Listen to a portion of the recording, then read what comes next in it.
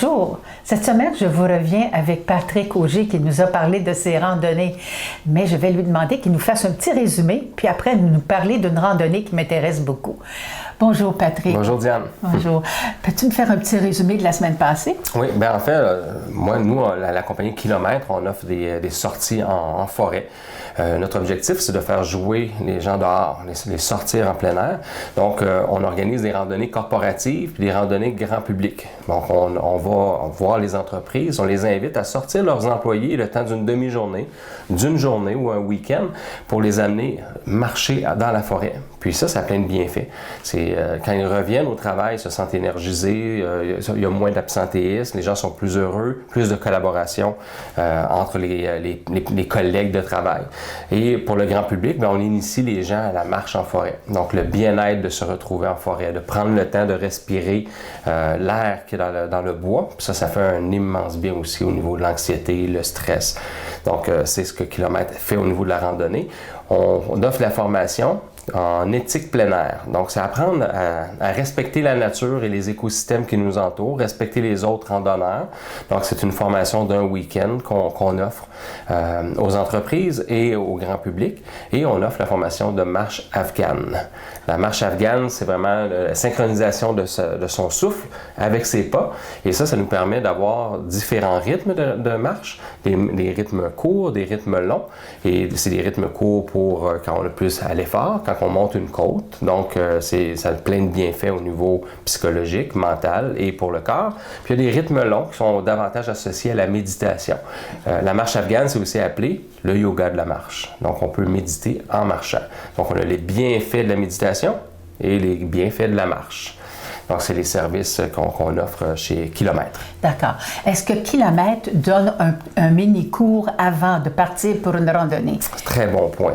Oui, effectivement, à chaque fois qu'on organise une randonnée, que ce soit en entreprise ou avec le grand public, on donne une formation pour savoir comment s'habiller, quoi mettre dans son sac à dos, qu'est-ce qu'on a de besoin. Ça semble évident comme ça, mais il y a beaucoup de monde qui oublie ce qui est le nécessaire, l'essentiel en fait. Okay. Donc, on prend le temps de former les gens, s'assurer qu'ils sont en sécurité, qu'ils sont confortables.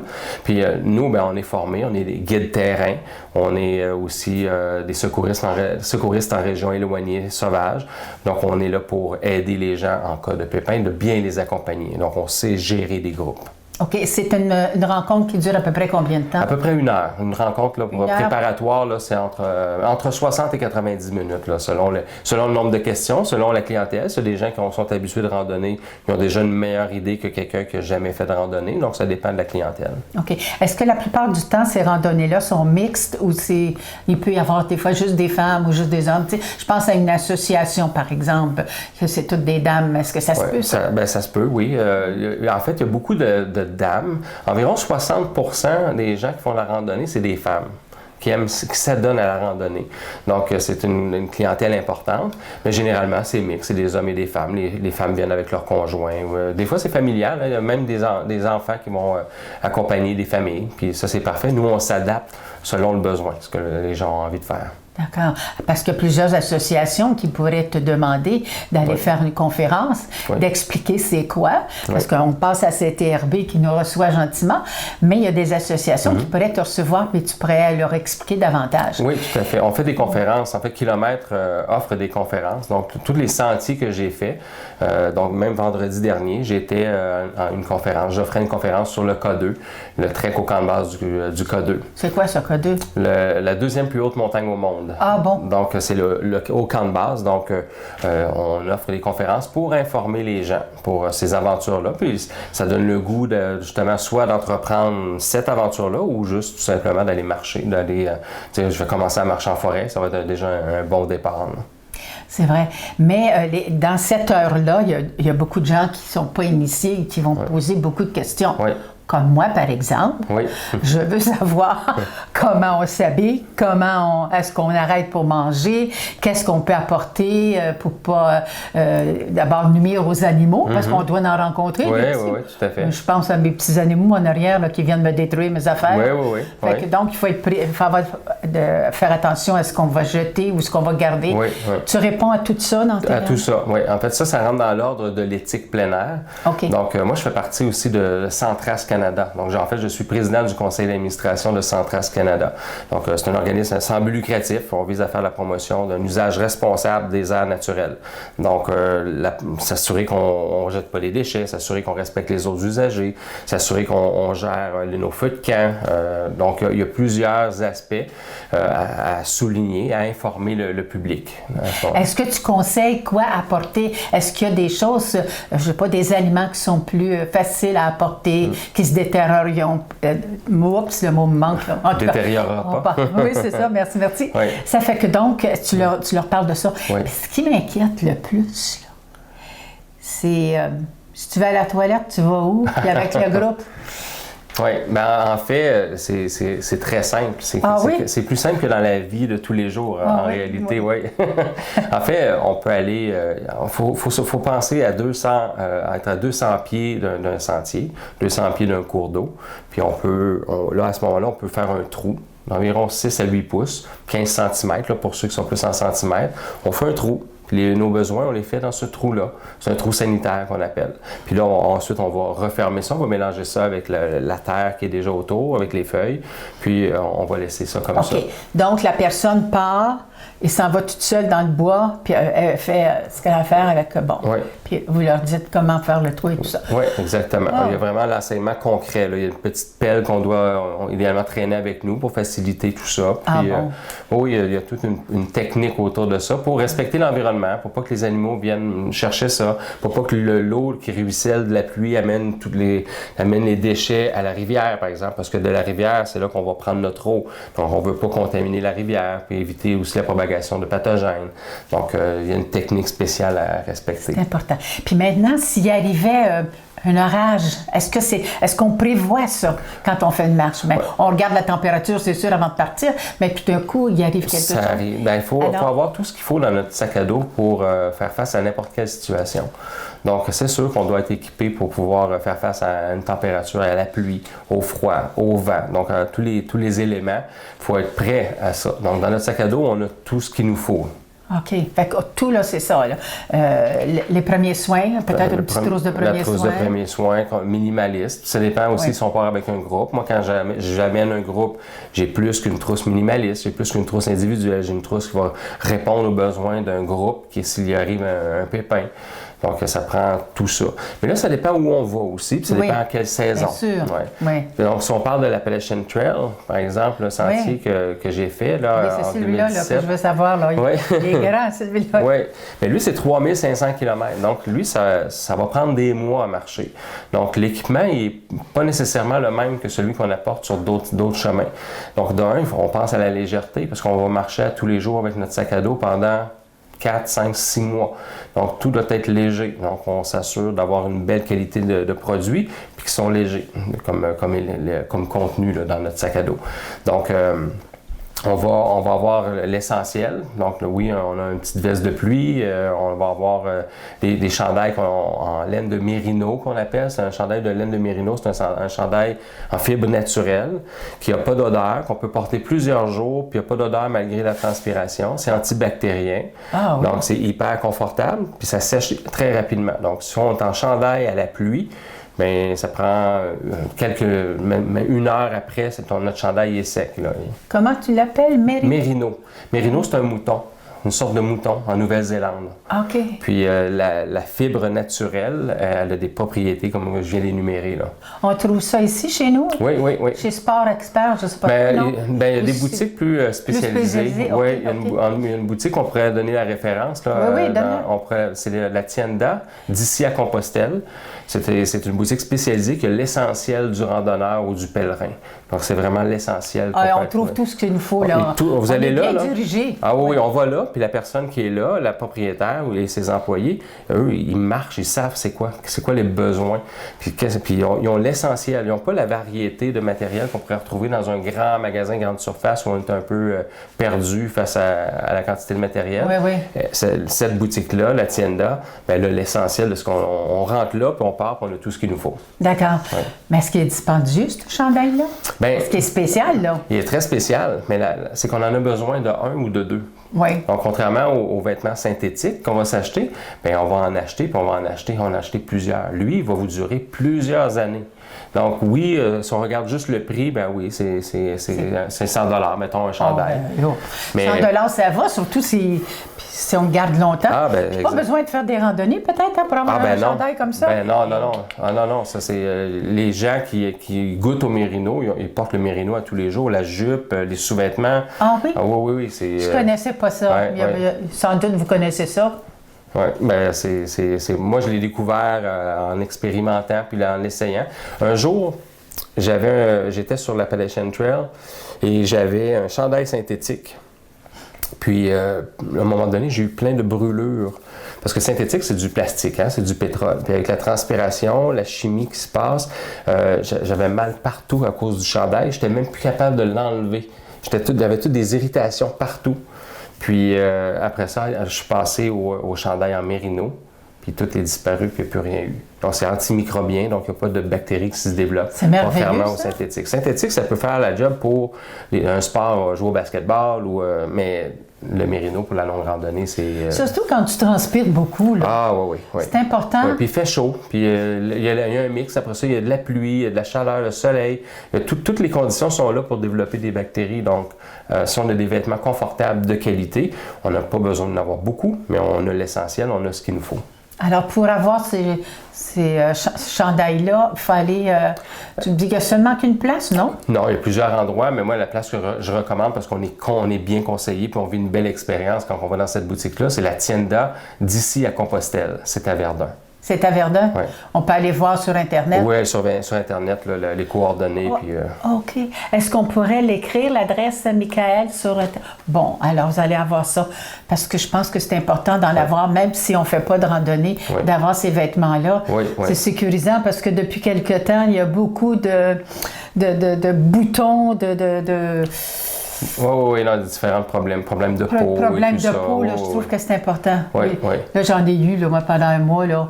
Oui. Je suis contente que tu me dises que ça existe, parce que c'est sûr qu'on est porté à défaut, il faut prendre du coton, mais... Mais en randonnée, justement, le coton, c'est à proscrire. Jamais de coton. Voyons donc. Oui, le coton, c'est ce qu'il faut éviter. Pourquoi? Oui, parce que ça sèche pas, ça garde l'eau, donc notre transpiration, ça la conserve, et là, s'il y a un petit coup de vent, là, il fait froid. Donc, on veut pas ça, puis c'est l'hypothermie qui nous guette là, si on porte du coton. Donc, jamais de coton, jamais de jeans, le denim. C'est des vêtements qu'on proscrit. Là. Ça, on n'en veut pas. Si on en apporte, ça va être peut-être juste pour quand on va se coucher. C'est pour les gens qui aiment le confort du coton, mais pour la randonnée, c'est jamais. C'est zéro. Bien, en tout cas, je suis contente pour les problèmes de peau, l'eczéma, tout ce qui arrive de ce temps-là. Il y a des gens qui font beaucoup d'irritation. Ça fait que de leur dire aujourd'hui, je suis tellement contente. Oui. Alors, tu peux être sûr que je suis la première cliente demain. Oui. Alors, tu me parles de ton voyage, là, celui que... L'Appalachian Trail. Yes. Donc, l'Appalachian Trail, c'était en 2017, ça, que ça se passe. Mais ça a commencé à cogiter bien avant. Donc, au moins 2 ans auparavant, je commençais à y penser. Parce que c'est quelque chose qu'on planifie au moins 6 mois d'avance pour savoir où on va. Il faut avoir les cartes, les guides, puis vraiment s'informer qu'est-ce qu'il faut apporter, puis avoir un sac à dos d'un certain poids, puis acheter tout notre équipement. Puis, en fait, c'est pas mal à l'âge de 45 ans à peu près que j'ai commencé à voir des gens autour de moi. Je pense que c'est un âge où on voit des gens tomber malades, nos amis, des gens décédés. Donc, il y a eu plusieurs cas autour de moi. Puis, moi, il y a un cas qui m'a touché particulièrement, c'est le décès de Jean Lapierre. Oh mon Dieu, oui. Donc, avec une partie de sa famille dans les îles de la Madeleine, là, l'écrasement de son hélicoptère, ou son avion ou un hélicoptère. Puis ça a été le point de départ pour me dire, il ne faut pas attendre à demain pour faire réaliser un rêve. Peu importe la grandeur du rêve, hein, le rêve, ça peut être d'aller au dépanneur au coin de la rue si on est en mobilité réduite. Mais moi, mon rêve, c'était d'aller faire l'Appalachian Trail, puis je me suis dit, j'attendrai pas plus tard à ma retraite quand j'aurai du temps. Donc, j'ai provoqué les événements à partir de ce moment-là. Là, c'est là que j'ai commencé vraiment à organiser mon voyage. J'ai acheté mon billet, j'ai regardé qu'est-ce que ça impliquait. Puis là, moi, j'avais un travail à temps plein, bien rémunéré, un bon poste. Et là, je devais aller voir ma patronne pour voir comment on était pour s'organiser. Donc, j'avais 2 options. soit qu'elle m'encourageait dans mon projet ou elle me disait, désolé, tu n'auras plus d'emploi. Donc, j'ai été chanceux. Elle m'a dit, je t'encourage, je comprends ta passion, puis on peut partir, on va s'organiser, puis quand tu vas revenir, ton travail t'attendra. Donc, j'ai été chanceux, donc j'ai pas eu à démissionner, donc j'ai gardé mon emploi à ce moment-là. Puis, j'ai pu partir aussi un peu plus léger, hein, j'ai pas de soucis là, pour le retour. Ça dure combien de temps, ce voyage-là? C'est entre 4 et 6 mois. Oh, wow! Oui, c'est 4 et 6 mois de marche. Ouais, c'est vraiment, là, en fait, on part de la Georgie, on pourra vous montrer sur une carte, là, de la Georgie, puis on monte jusque dans le Maine. Donc, on passe 14 États le long de la côte est américaine. Puis, tout ça, c'est à pied qu'on fait ça. Donc, moi, je suis parti le 4 avril 2017 et je suis arrivé le 27 août. Le 27 août à destination. Ce qu'on voit, c'est la destination finale. C'est moi à l'arrivée, ça. Ah oui? Oui, ça c'est vraiment sur le sommet de Katahdin. Donc après 5 mois, on voit la barbe qui n'a pas été rasée. Là, c'est vraiment... C'est vraiment toi? Oui, c'est vraiment moi. C'est vraiment moi. C'est l'accomplissement, là, c'est à ce sommet-là. On ne me reconnaît pas. Hein? Oh, pas du tout. Oui, c'est vraiment moi, ça. Oh, mais c'est bien. Ouais. Tu as l'air en forme, là? Ah oui, je suis en forme plus que jamais, là. Oui. Donc, après 5 mois de marche. Donc, c'est beaucoup d'organisation, mais c'est incroyable, là, le sentiment de liberté, parce qu'on peut s'imaginer que là, on n'a plus d'horaire, on n'a plus de responsabilité vraiment, on s'occupe de soi-même, puis c'est dans la simplicité, parce qu'on se lève, on mange, on va marcher. Puis on mange à peine sur l'heure du dîner. On arrive à destination. Il suffit de se laver, de manger, puis on se recouche. Puis là, c'est le jour de la marmotte, ça recommence à tous les jours. Puis, parce qu'il y a des refuges à différents endroits? À tous les 15 000 à peu près, donc à peu près 22 km, mais il y a toujours une possibilité d'avoir un refuge. Donc on marche environ, mettons en moyenne, c'est entre 15 et 25 000 par jour, ce qui est à peu près 35 km, là, mettons. Là. Ça fait combien de temps, ça? Ça prend 6, 7, 8 heures de marche à peu près tous les jours. Okay. Ouais, puis des jours, on marche plus longtemps, des jours, c'est plus court. Une fois par semaine, puis là, ça, c'était mon plan de match à moi. Moi, une fois par semaine, je voulais arriver dans une grande ville où je pourrais prendre un bain ou une douche, puis pouvoir faire un ravitaillement. Donc, je partais avec 5 jours de nourriture sur mon dos. Puis au 5e jour, 6e jour, j'arrivais à quelque part pour me poser le temps d'une journée, le temps de me laver, faire laver mes vêtements et faire mon ravitaillement. Puis de visiter un peu les villes aussi, parce qu'il faut prendre le temps d'apprécier les endroits où on se pose, où on arrête. Donc j'ai pris le temps d'aller visiter de nombreuses municipalités, de nombreux villages et de rencontrer les gens, les personnes qui habitent là-bas. C'est ça qui est le beau, là, c'est de rencontrer les gens. Qu'est-ce que tu manges? Est-ce que ça doit être calculé, les protéines et tout ça? Est-ce que c'est calculé ou c'est... On sait ce qu'on a de besoin, mais c'est pas calculé à chaque fois parce que ça devient un peu trop complexe. Puis on veut garder ça léger aussi. Oui. Donc on sait qu'on a besoin de beaucoup d'énergie, on a besoin de beaucoup de sucre, on a besoin de beaucoup de gras. Donc là, on n'est plus dans le régime alimentaire qui est tout à la maison. Je comprends. Honnêtement, on mange pas mal tout ce qu'on veut. Mais dis-moi qu'est-ce que tu apportais, toi, là? Un exemple... Ça se garde dans Oui, bien ça se garde, c'est pour une semaine. Donc, il y a du fromage qu'on peut apporter, qui n'a pas besoin d'être réfrigéré. Il y a du fromage extra fort, que lui est bon pour un bon 3 jours dans son sac à dos, puis il est correct. Moi, pour des déjeuners, c'est des céréales, du gruyot, des toasts avec le fromage, du beurre d'arachide, on en mange beaucoup. Il y a des gens, ça va être du Nutella. Donc, ça ressemble... Le déjeuner, c'est le plus simple.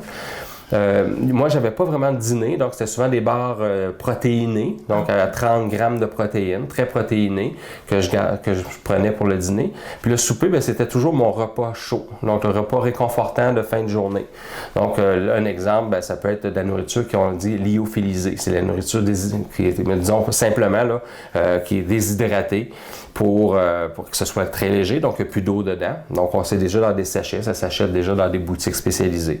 Donc, on peut utiliser ça. Puis à un moment donné, ça, c'est pas disponible. Donc, on peut aller simplement dans une station-service, là, puis aller chercher des gros beignes qui ont 300, 400, 500 calories dans un beigne. C'est une compensation. Hein? Ah oui, non, tout à fait. Puis là, il faut faire attention, c'est quand on revient, parce que notre corps, il aime ça, à manger des gros beignes comme ça. Ça peut être des patates en purée. qu'on va prendre, on va mettre, il y a du jambon qui existe là, en sachet, du thon, du saumon en sachet, donc ça coûte pas très cher, puis c'est très complet pour nos soupers. Là. OK. Dans vos refuges, là, est-ce qu'il y a des accessoires pour faire la cuisine? Ou non, c'est encore là, c'est dans la simplicité. Non, c'est vraiment au milieu de la forêt. Au milieu de la forêt, il n'y a pas d'électricité, il n'y a pas de gaz, il n'y a rien. Donc, c'est un refuge 3 côtés. Il y a 3 murs, le devant, c'est exposé.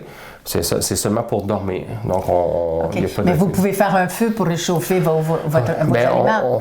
On fait plus beaucoup de feu. Non? Non, parce que d'un, c'est dangereux aussi pour les feux de forêt. Il y a certains endroits où les gens en font, mais c'est très rare. On a un brûleur. Donc, on a un petit brûleur très, très léger avec une gamelle, avec un chaudron. Puis, on fait notre nourriture dans ça. D'accord. Et quand tu as été, tu étais en quelle saison?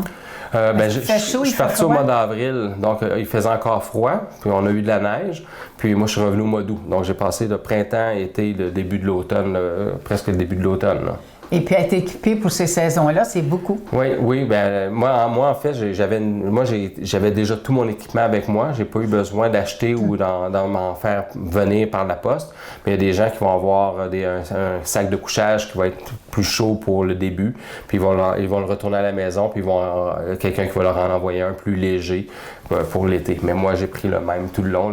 C'était mon plan de match à moi, de ne pas avoir à expédier de la marchandise. OK. Toi, personnellement, quand tu as fait ton cheminement, est-ce qu'il y a eu des avaries ou bien non des problèmes que tu as pu solutionner? Parce que c'est sûr qu'il doit arriver quelque chose des fois. Oui, c'est sûr. Il y a tellement de choses qui peuvent arriver pendant tout ce temps-là. Mais l'événement majeur, il y a une jeune fille devant moi, environ une 50aine de pieds devant moi, qui a fait une chute. Et je l'ai vu tomber, une chute qui semble banale. Puis je suis allé à son aide. Puis là, elle criait, puis elle avait très, très mal. Pourtant, il n'y avait pas de sang, il n'y avait pas rien. Mais pourtant, elle avait le fémur fracturé. Wow! Oui, donc j'ai immobilisé la jambe, j'ai pris soin d'elle, j'ai rassuré, j'ai fait venir son copain qui était lui un peu plus loin sur le sentier. Puis là, à un moment donné, on voyait qu'il se passait quelque chose. J'ai pas diagnostiqué qu'elle avait le fémur cassé, là, mais elle pouvait plus marcher, puis elle hurlait. Donc, il y avait quelque chose de très grave. Puis heureusement, on avait du signal cellulaire. On était au sommet on était sur une crête. Puis j'ai appelé les secours. Puis je suis allé à la rencontre des secours. Donc, on a monté la montagne. Ça a pris à peu près 1 heure pour se rendre sur la crête. Moi, descendre, ça m'a pris à peu près une demi-heure. Puis là, je suis remonté avec une trentaine de paramédics, de secouristes. Ça nous a pris 2h30 pour se rendre près d'elle. Pour la sortir de cet endroit-là, ça a pris 9 heures. Wow! Oui. Est-ce que vous avez pu la calmer, lui donner des... Oui, bien quand eux sont arrivés, ils ont pu ils ont diagnostiqué qu'est-ce qui se passait. Puis là, il fallait trouver un plan de match parce qu'avec le fémur brisé, un simple mouvement, elle hurle, elle a une douleur intense. Donc, ils ont pris soin d'elle, des calmants. Puis ils ont réussi à la transporter, mais c'est quand même un travail de longue, une grosse labeur de 9 heures. Là. Donc, moi, cette journée-là, j'avais prévu marcher peut-être 25 km. Je n'ai marché 5. Parce que j'ai été épuisé, puis c'était même psychologiquement le fait de voir cette personne-là souffrir. Donc ça, c'était un événement important. Là. J'ai reçu, quelques mois après, j'ai reçu le rayon X là, de son fémur. On voit carrément le fémur qui est complètement cassé. Là. Donc elle, son aventure s'est terminée là, à ce moment-là. Il me semble que si moi, je faisais une randonnée, je serais avec le groupe, je parle tout le temps. Ça fait que c'est pas grave. Alors, je dirais, est-ce qu'ensemble, on ne pourrait pas mettre un petit montant pour engager un médecin? Ah, bien, ça pourrait... Ça peut se faire. Ou une infirmière. Oui, mais en fait, l'important, c'est d'avoir quelqu'un comme moi qui est secouriste en région éloignée. Donc, on sait quoi faire. On va prendre soin de la personne. Le médecin, oui, il a beaucoup plus de connaissances, mais il est limité parce qu'il est lui aussi en randonnée. Il n'a pas tout son équipement de médecine avec lui.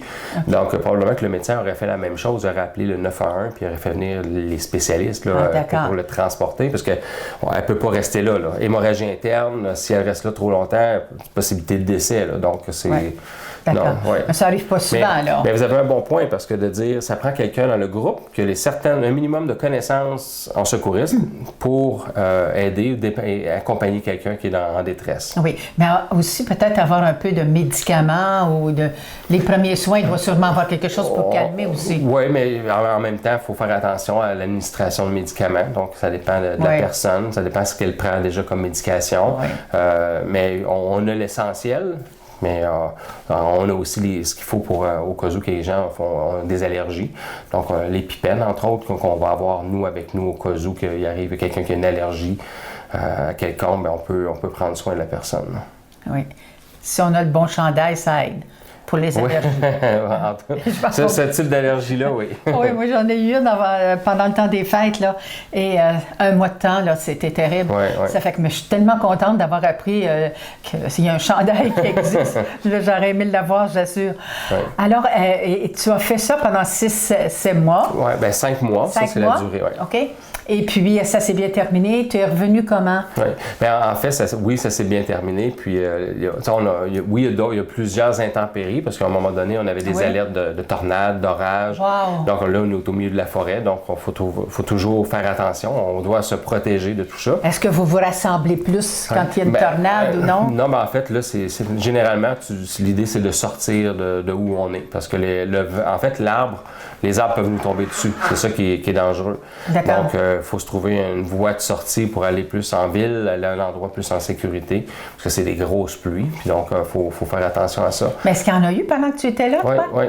Moi, quand j'étais là, en Pennsylvanie, entre autres, on avait les alertes de tornade. On regardait sur le cellulaire, alerte de tornade, on était au milieu du bois, puis donc il fallait sortir. Donc, c'est ce qui fait que moi, j'ai sorti, là, je suis allé sortir du bois, mais la tornade, si il n'y a rien, tu es sur une plaine, c'est pas dangereux aussi? Oui, mais là, on est sorti, moi, je suis allé en ville, puis j'ai pas été au milieu d'une tornade. Il y avait des alertes de tornade. Donc, les vents étaient très forts. C'était des vents, je me souviens bien, là, c'était 100 km/h. Puis moi, je suis sorti de la ville, là, je suis allé en sécurité dans un motel, puis j'étais correct là. On n'était pas au cœur de la tornade comme tel. D'accord. Toi, tu es un gars d'ici, là. Chez nous, là, on peut faire des randonnées. Je sais que dans les paroisses, des fois, j'y suis allée il y a quelques années, on est un petit groupe, puis on choisit un petit sentier, et puis ça aide. Oui. Mais est-ce que tu en organises ici? Est-ce qu'il y a des endroits ici dans la Naudière? Je pense que oui. Oui. Est-ce que tu peux les nommer? Est-ce que tu en as fait? Oui, bien en fait, c'est sûr qu'ici, près de Berthier, on a le sentier de la Skirbie. Là. Donc, ça, c'est un beau sentier pour être dans les différents écosystèmes. C'est magnifique comme endroit. Pour la proximité, là, c'est vraiment unique. On peut marcher combien de temps sur ce sentier-là? Bien, je pense qu'il y a environ 10 km de sentier au total. Là. C'est un très, très beau coin. Là. Okay. Mais sinon, si on veut être plus dans un coin montagneux, on va aller au nord de la Naudière. Donc, on va aller le domaine de la Forêt-Waro, le Mont-Waro. On va aller, il y a différents, le parc des Sept Chutes à Saint-Zénon. Il y a plein dans le nord de la Naudière, ça regorge de sentiers. Alors, si on veut faire une randonnée, à ce moment-là, on a tout ce qu'il faut chez nous. Oui, tout à fait. D'accord. Est-ce qu'il y a un endroit particulier que tu préfères? Bien, moi, j'aime beaucoup le Mont-Waro. Évidemment, c'est parce qu'il y a un défi. Le mont, il faut monter, il y a une ascension à faire. Puis aussi accessible aussi. Donc, c'est facile de s'y rendre, un stationnement. Et c'est un bel endroit. Des belles vues sur 2 des plus beaux lacs au Québec, le lac Archambault et le lac Waro. Donc, des vues spectaculaires sur le lac. Donc, une récompense. Moi, j'appelle ça des récompenses. Quand on arrive à un sommet puis qu'on a une magnifique vue, c'est la récompense. Puis là, ensuite, on peut continuer notre chemin puis se rendre à un refuge qui s'appelle le refuge Paul Perrault. Puis, ce refuge-là, on peut le réserver, on peut le louer. C'est vraiment pas dispendieux. Puis, on peut coucher environ 8 à 10 personnes dans le refuge. Puis, le bois est fourni. Puis, on peut vraiment, une réunion familiale ou amicale, on peut aller à cet endroit-là. Il y a un lac à proximité. Donc, moi, j'ai déjà fait des événements. Puis, on a utilisé la plage du lac pour faire une activité, puis on a utilisé le refuge pour d'autres activités. Mm-hmm. Donc, il y a possibilité dans ces endroits-là de faire plein de belles randonnées, belles découvertes dans la Naudière. Est-ce qu'il faut réserver, par exemple, s'il y a plusieurs personnes qui qui décident de faire des randonnées, des groupes différents, est-ce qu'il faut réserver? Non, il faut réserver seulement le refuge. Si on veut coucher au refuge, il faut le réserver. Mais si on veut seulement s'y arrêter pour se reposer, pour aucune réservation, c'est ouvert à tout le monde. Mais pour le sentier est gratuit, le sentier du Mont-Waro, c'est un sentier gratuit. Donc, on va au stationnement. C'est 6 km au nord de Notre-Dame-de-la-Merci. Donc, on peut se stationner à cet endroit-là. Mais il y a plein d'autres endroits qu'on pourrait visiter. Puis moi, l'avantage, c'est que j'accompagne des gens qui sont insécures puis ils ne savent pas trop où aller. Mais moi, je les accompagne. Donc, j'organise la rando. C'est moi qui s'occupe de réserver le refuge. Dans mon véhicule, je peux amener des gens aussi. Donc, j'offre le transport. Donc, on part tout le monde en groupe. On se dirige dans ces endroits-là. Puis on passe une belle journée. On peut faire un pique-nique. C'est intéressant, ça. Oui. Tu en as fait déjà plusieurs? Oui. L'été passé, on en a fait. Oui. D'accord. Oui. Donc, si on veut t'avoir, il faut te réserver parce que là, si on te fait de la publicité, tu vas être pris. Ah, tu as un frère? Non, j'ai une sœur, mais elle est loin d'ici. Donc, non. Mais non, effectivement, il faut s'organiser, il faut réserver pour pouvoir, évidemment, je suis seul pour accompagner des groupes. Puis les groupes, j'aime qu'ils soient petits. Donc, je veux pas avoir des groupes de 15-20 personnes. Idéalement, c'est 7 à 10 personnes. Okay. Puis c'est plus sécuritaire aussi. Donc, un accompagnateur pour une dizaine de personnes, c'est un bon ratio. Puis on a la chance d'échanger aussi quand on est un petit groupe, de vraiment grandir, évoluer ensemble à travers ça. Donc, on s'organise. Les gens qui veulent planifier une sortie, qui ont envie de sortir, ben moi, j'organise tout ça. C'est du clé en main, comme on dit. Je vous dis quand, où on se rejoint, puis on passe une journée ensemble. D'accord. Et puis, si on est un petit groupe ensemble, le temps compte, c'est évident. Et puis, quand on revient, tout ça, c'est planifié. C'est toi qui s'occupes de tout ça. Puis je connais le sentier, je connais les endroits. Puis là, moi, je vais vous rencontrer avant, puis je vais savoir votre capacité, là, parce qu'on part tout le monde ensemble. Mais s'il y en a un qui, lui, il fait de la course à pied, puis il est bien en forme, puis un autre qui n'a jamais marché, bien, peut-être qu'on ne sera pas dans le même groupe, parce que il y a des gens, il y a quelqu'un qui va être déçu, là, quelque part. Donc, on s'organise tout le monde ensemble, on s'assure que les gens ont des capacités physiques similaires, puis on regroupe les bonnes personnes ensemble. Puis on part, puis on fait la randonnée, puis moi j'accompagne, puis je ramène les gens à leur point de départ. D'accord. Alors cet été, comment tu organises ça? Est-ce que tu restes ici? Est-ce que tu vas à l'extérieur, aux États-Unis ou ailleurs? Ou si tu vas rester dans la Naudière puis aux alentours? Moi, j'aime beaucoup la Naudière. Puis là, mon objectif, c'est de faire la promotion de la région. Donc, puis c'est pas loin. Donc, moi, d'ici, là, tu sais, mettons, de la rue de Notre-Dame, là, on est environ 1h15 de mon endroit de prédilection pour faire de la randonnée. Donc, c'est pas loin, c'est juste 1h15 de transport. Puis, c'est accessible, donc on revient jamais tard à la maison. Donc, on peut passer une belle journée bien accompagnée. Bon, d'accord. S'il y avait, par exemple, on a réservé une journée, mais qu'il pleut beaucoup, est-ce qu'on peut facilement canceller puis choisir une autre journée? Oui, tout à fait. Si les gens, moi, j'encourage les gens à y aller quand même. À moins que ce soit vraiment dangereux, là. Mais si c'est de la pluie, tout simplement, ben j'encourage les gens à venir parce que les odeurs, c'est pas la même chose dans la forêt. Ah oui, c'est promener à pluie? Ah oui. Ça prend une autre dimension. C'est fort agréable.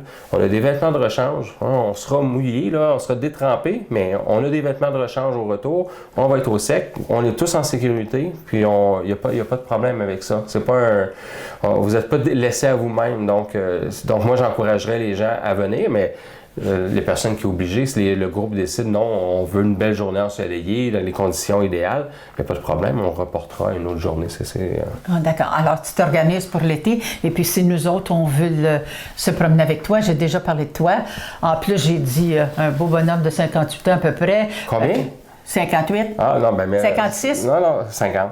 Oh, désolé. Bon, en tout cas, j'en ai mis un peu plus. Ça me donne plus de maturité. Donc c'est ça, je m'adressais à des dames de 50 ans, ça fait que, tu sais, bon.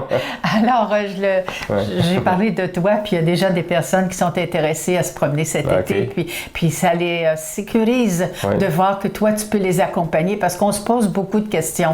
Alors, j'en ai posé pas mal, mais si vous en avez d'autres, dites-moi-le, appelez-moi, dites-moi les questions que vous aimeriez que j'y pose, et puis puis je vais le recevoir encore, parce que j'imagine que tu as encore d'autres choses à dire. Oui, il y a plein de choses à dire. Puis les gens, on peut laisser les coordonnées. Moi, les gens, s'ils m'appellent puis ont juste besoin de conseils, de recommandations, là, moi, ça me fait plaisir. Mon but, c'est de partager. Donc, ça me fait plaisir de parler aux gens puis de répondre à des questions. CTRB, c'est un bon poste. Il nous aide beaucoup. Ça fait qu'avec Michael qui va mettre ton adresse, ton numéro de téléphone, si tu as un site, ben oui, parce que kilomètre.ca, on peut aller là. Exactement. Oui, j'ai envoyé des personnes là, kilomètre.ca.